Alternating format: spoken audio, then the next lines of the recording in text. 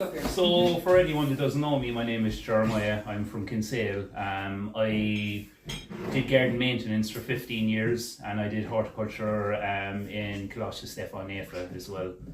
And my father as well is definitely worth noting. If you're ever in Kinsale in the summer and you see all the lovely hanging baskets and window boxes, that's my father. Yeah, so he works for the county. Just met here. Yeah, he works for the county council. He's done that for 38 years on his own. So he's the only full-time person in Kinsale that looks after the flowers.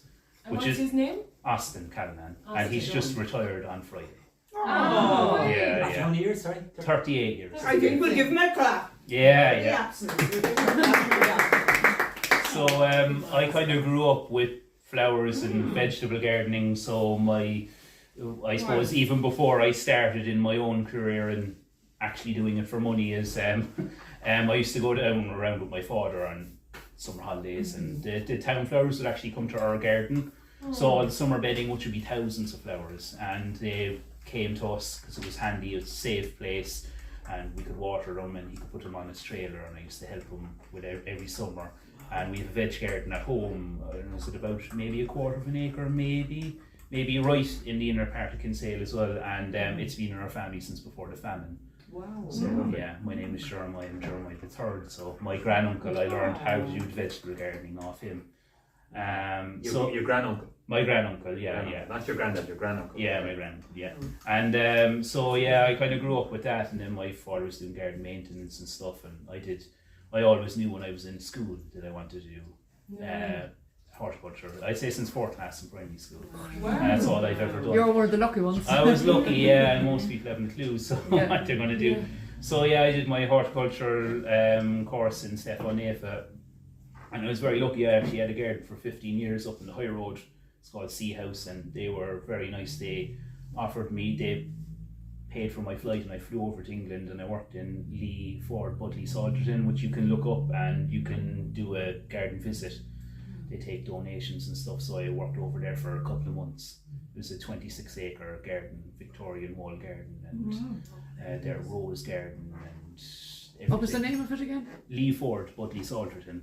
I think it's on the thing. Was that on that I the sent group? you. Yeah, it's on the thing. One Yeah, garden, yeah. yeah. Let's look it up South when of you get a England chance. somewhere, is it? Hmm? Is the south Yeah, of it's in England? Devon. Oh Yeah. And I came back and I did garden maintenance, so I started picking up gardens. Sure, everyone knew my father, so I started picking up gardens. Yeah. And I was very lucky to work at the Frary Garden. I was there for 10 years. If anyone knows it in Kinsale, it'd be one of the larger gardens in Kinsale. And in the very end, I was there for 10 years.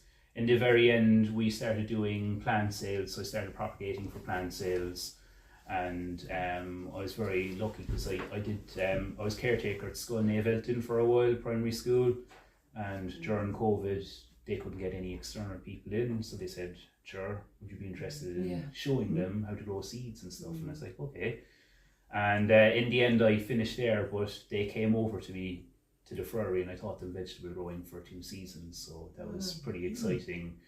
Imagine they had access to, we had 160 square meters outside and a polytunnel, and we grew every time they came. We had an hour. I had an hour for 2 4th classes, an hour each, an hour for 2 5th classes each, and an hour for 6th class every month of the year. And they brought home the produce, they brought it back to school, they grew some at home, and it was brilliant.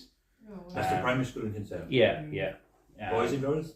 Yeah, boys and girls, yeah. And I was really afraid at the time that they'd be all bored out of their trees. Was that St. Elton's? Is that the one you're talking about? Yeah, School Navelton, up by the community school. I know it, yeah. They're huge, they're 450, Yeah. I think, students. They wanted every class to come. So the square meters that you said, how many square meters did you say you had? About 160 outside. So how does that compare with here? I don't have a kind of count. This is The postage stamp. Say from here to this, The from here land. to here to the graveyard would be about 100 metres, to the far side of the school. All right. Big enough, anyway, yeah. Yeah. So I did. So 100 by 100, so that's Yeah. square. Oh, that would be big. No, what's it? 160 square metres. Yeah. That's why it's too much, sorry. Yeah, but it was big enough anyway, Yeah, and I had to cut all the hedges and do all the grass and do the vegetable growing and produce the veg there and do the plant sales. So I really enjoyed it, but it was a busy time in life, and I became part-time at the garden centre in Ballinquap in Kinsale, and I really liked it, so I'm full-time there now. So that was kind of me and kind of what I do anyway. It's mainly garden maintenance I did. I didn't really do landscaping now as such. It was all to do with working with plants and stuff. I would have to say out loud that I wouldn't be good at any building or DIY. My wife might agree, maybe. Every man to his own job. Yeah, but I'm good at the gardening. So we'll start off there now. So I suppose one of the main things that I wanted to get across today in the soil maintenance is, remember, if you keep growing crops and plants, they all take nutrients away. So we're always trying to think of how to balance that and give it back. So everything is taking it away, really, mostly. So if you just got that idea in your head that most of the plants you have are taking it away, there's a few that will actually fix it. So peas will actually fix nitrogen to the ground. They're all taking it away, and how can we give it back? And maybe understanding our soils and our pHs and stuff like that. So we just wanted to have it balanced and right for what we're growing. Now that might differ on what we're growing slightly with pHs. Some things like acidic, sometimes most things like a neutral pH, and most things don't like being grown in heavy ground, heavy wet ground. So getting to know your soil. So I suppose a lot of the soil around here in Kinsale, and well, nearly everything that I worked with for 15 years anyway, is very stony, and there's not much really soil depth. It'd probably be about that much would be the norm, seemed to me anyway, apart from our veg garden, which there was a little bit more, but not double. So most of the stony soils would be less productive, and there wouldn't be as much nutrients in it, so we'd probably try to be thinking about adding to that. So we'd be using compost and fertilizers and manure and stuff like that to try and improve it a little bit. And some soils could be very heavily laden with nitrogen, which means you're going to get very leafy growth and no flowers really as such, which I have noticed on a call out actually. Someone had an extraordinary problem that you wouldn't see much, where their roses were absolutely unbelievably healthy looking. The leaves were just pristine, they were so strong, but they didn't produce any flowers whatsoever, which was really strange. But that can be for a variety of reasons. So you could have, say, a hydrangea. It could be in great soil, but it could be in too much shade, and if it's in too much shade, it's not really going to produce too much flowers. So they also have to have the right position, sunny or shady or what they like. But it is possible that, you know, it might not be the nitrogen, it might just be where they are, it might be too shady. So that's say stony soil, which we mostly have, which you're basically trying to add to that with manure and compost and fertilizers and so on. And then we'd have sandy soil, which would be another one which we'd kind of pretty much have around here. Free draining soil, powdery texture, light, easy to dig, but nutrients are lost, so you'd be adding compost, manures and stuff like that, trying to improve it as well. And clay, no one has any clay heavy kind of soil. I haven't come across it too much anyway, but I suppose if we did have that, that would be heavy to dig. It would compact really easily.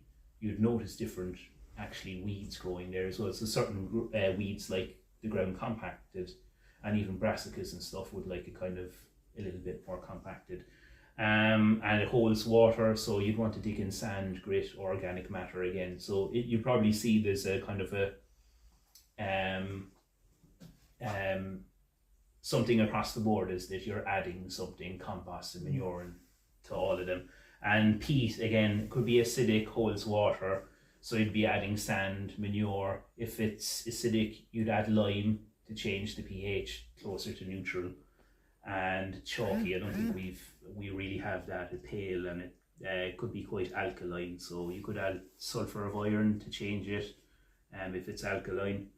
And one thing that I wanted to talk about is composting, which would be quite good for changing your soil, and there's a product there as well. So composting, I'm sure we all do it, but I wonder, do we all do it right, including myself, including all of us? The key with the composting is to get the mixture right. We all add green leafy growth, leaves and stuff like that, I suppose. Most of us, mainly veg peelings and leaves and grass clippings. But the main thing is that you're actually adding brown, what we call brown material as well. So brown material would be kind of like paper, cardboard, kind of woody or chippings or something like that. So it's really important to get the mixture right, and you'll know straight away if the mixture is wrong. So if the mixture is right, you'd want to get probably around maybe kind of 50-50. You can have 25 to 50% leafy green, or you could have 75 to 50% woody.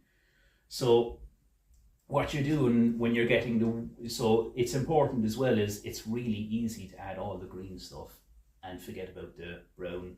So I'm sure most of us will just dump all the grass chippings on and probably think no more of it, and there'll be heaps of grass on the compost. But really what you should be doing is you should be adding an equal amount brown with that. So maybe you might put it aside until you have some brown waste to put with it, and mixing in well that it's kind of even throughout. What about orange peels and lemon peels? Are they? They'd be green, yeah. Yeah, so anything kind of like that would be green, and then you can get perennials that would be woody as well, but it's generally a woody thing or a light kind of green thing. And to be careful about if you're putting any cooking waste in there as well, that's going to draw rats. So it's probably a good idea even as well for planning your compost heap is to not have it too close to your house. Some of us might use compost bins. Does anyone use compost bins? Yeah. Does anyone actually just have a kind of open heap? Yeah. Oh yeah, some of the bigger gardens I suppose. So Is the open heap better? it can be, but it's all kind of really determined about where you put it as well. So your compost heap it prefers having soil contact, so most of the things in the soil can come up and go straight into your compost heap and start breaking it down. And I know some of us will have bins and there's a bottom on it, but that's fine as well. I find the worms are always trying to get out of mine. It's just down with the compost. When I lift the lid, like there's loads of worms all around the top. It's a good sign. If you have worms in anything like that, it's a great sign. But they're all at the top, like. Yeah. They're going to go down and do their work. I'm sure they go down as well. But anything like that's a good sign. And as well, so you're basically looking for what is green kind of material and what's brown material and having the right ratio in that. I'd say to make it easy, instead of the 25-50 or whatever, it's just kind of nearly half and half, but you can have a bit more brown and woody waste than green. So if you had mentioned there about if you had more space to have a heap of say the woody brown that you can add to your green when you're doing it, or vice versa. Like just having one, the problem is that two or three. The problem is that you're going to have way more green than you have brown. That's everyone's problem. So maybe you could put your green to the side until you had some brown to mix in with it and put it in. Also, I would say that, especially when I worked in some of the bigger gardens, we had more space, but it's all determined on space, really, and how big a compost heap you can have or how many heaps you can have. But we'd have 3. We'd have one for horrible weeds that you don't want to put into your compost heap, because if you put bad weeds in the compost heap, where do they end up? Back in your garden, and you're just spreading them. So never put them in your compost heap, buying weed and stuff like that. So that not break down? No, it would, I suppose it should, but it doesn't. Especially if you've taken it straight up out of the ground and you've thrown it in. Most of the weeds the horrible bad weeds, they'll just root straight away back into it. Yeah. And you just want to have your own horrible, rubbishy one for that. So I'd have maybe a bad heap. I'd throw horrible stuff into that. Bramble and everything that you think, or you could leave them on top until they definitely are dead. But I'd have one bad heap and I'd have 2 good heaps if I had a big enough area. So I'd have one where you're throwing your new stuff in, and you'd have one that's disused, you're waiting for it to break down and it'll be ready to use, say in the spring, and you'll have one in use and you'll have one bad one. So I'd probably have 3 heaps if you could. And what a lot of people do is they use pallets and stuff to make, because you can get pallets for free and stuff. Yes. At the co-op you can get pallets for free anyway. So that's what I'd probably do. And what happens if we have too much green waste? So it can become really wet and slimy and stuff like that. So that's why you want to get in enough brown waste into it, because there'll be air in it and stuff like that, and it'll break down better. And if you had too much brown waste in it, it's probably going to be too dry and it's not going to really break down quick enough. So it's very important to have the right ratio, and we've probably all gotten away with it where we hadn't put in the right ratio. And Are the tea bags okay? yeah, all good. Coffee grinds and everything like that. Plenty tea I'm asking bags. for myself, not for a Yeah, friend. especially for here, I'd say. And the other important thing is turning it. So I suppose the way when I was telling students about composting is they were quite excited, so I brought them over on a cold, really, really cold day in the winter, and I lifted it up and I was like, oh, the steam. And they're like, wow, it's so hot. It's like, that's a sign of a good compost heap, because it's working. It's working. So to think of it as a living thing, really, you want to give it water, you want to give it air, and by giving it air, you're turning it, and by giving it water, you're kind of leaving it out so the rain can fall on it. But at the same time, it doesn't want to be too wet or too dry, and it's best if it had soil contact. So they're kind of the things that I'd be looking out for, and I'd definitely be looking out to turn it. I know it's probably hard work turning a big compost heap, but it'll actually work faster. So the compost heap would probably be ready in maybe 6 to 9 to 12 months. Probably was good. Could take even 2 years. Would the location of your compost heap make a difference now, whether it was shady or sunny? Yeah, a big difference. So I suppose the main thing is that it wouldn't want to be under too much shelter so that it's getting rain is the main thing. Right. And if it had soil contact, it would be great. Of course, as well, like we all know what the compost is good for when we use it, forking it in, adding nutrients and organic matter, and improving the soil structure. And even what I use at work is actually didn't use it for kind of that purpose as much. So say for instance, hydrangeas do like a lot of water and moisture. It's kind of in their name, hydrangea. So what we used to do is we used to move all the heap and we used to just pack it around the hydrangeas, because there wasn't much soil there and it's quite stony, not much depth. So it also locks in moisture, which is good. It's handy for anything like that, that needs it. If you know it's a dry site, you can just spread it around them. The hydrangeas in particular like a lot of water. And how does the compost compare then with leaf mould? I find the leaves take forever to die. Yeah, I've seen that, but I'd probably be thinking more the same way. The compost heap, of probably using them in the same manner. See, if they're too dry, they're not breaking down, and if they're too wet, it's not working properly as well. So that's probably what I'd be thinking about. And even leaves in as brown. You'd say green. Might be debatable, possibly. Well, they've been saving a while, like. Yeah, I'd classify them as green anyway. You could add straw in, which would be regarded as brown. Yeah, straw is good. I remember one year we got a bale of mouldy straw from a farmer. Fantastic. Excellent compost from them. And even as well, I mentioned cardboard and newspapers. Yeah. Like if you put that down too thick, it doesn't really break down so quick. So you'd want to kind of, rip it up or kind of put it down. Otherwise, it kind of stops all the moisture from going down. So you're always trying to think of the moisture levels. Maybe your compost heap, is it too dry? Is it too wet? It's pretty reasonably simple anyway. Thing two is, like everything in our lives, we want results quickly. So you mentioned 12 months to 2 years. If you can give it the longer you can give it, the less work you have to do with it. You mightn't be able to manage the temperature, but if you can leave it longer. I would say that it should be ready really if it was a good heap and it was working well. It should be ready in 12 months. Yes, yeah. Yeah, I would Get the say temperature so. right, yeah. Yeah, and it's mainly getting now, like on the back of that box now, you can probably see, I actually might put it up to the video so everyone can see later, but it's just the layers there. You can pass it around, it's kind of heavy. Oh yeah.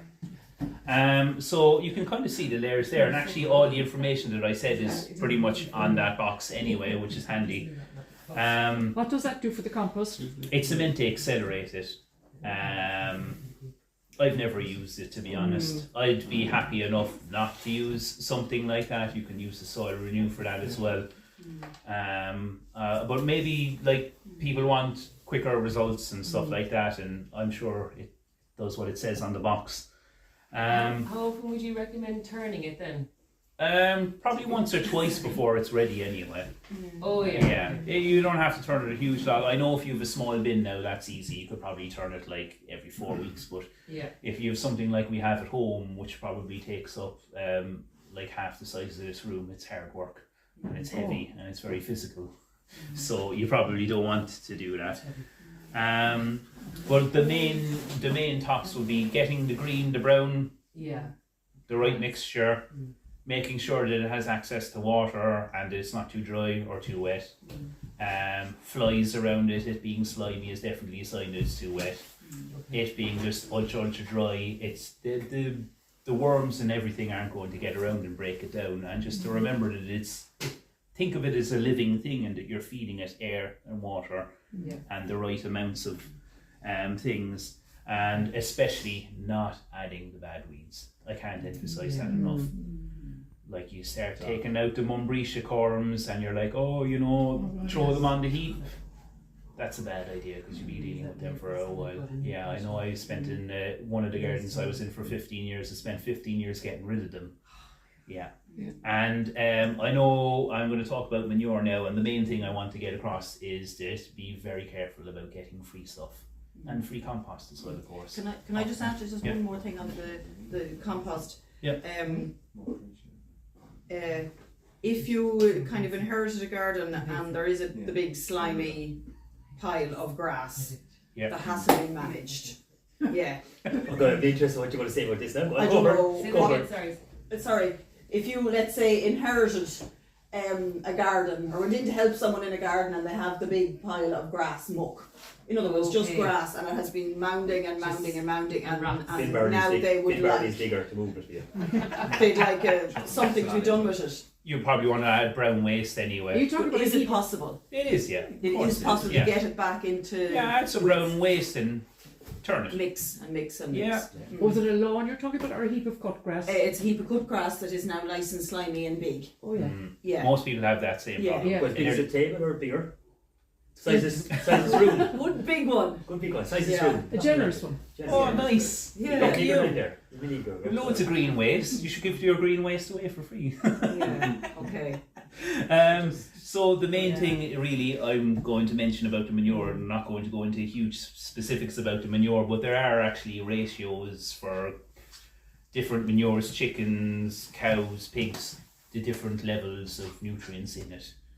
But I think we could look them up afterwards, and we're probably not too interested in that really. So the manure really is the main thing that I've come across, is that you can get it for free. What's the problem with getting it for free? Anyone think of what's the problem with getting manure for free? You don't know what's in it.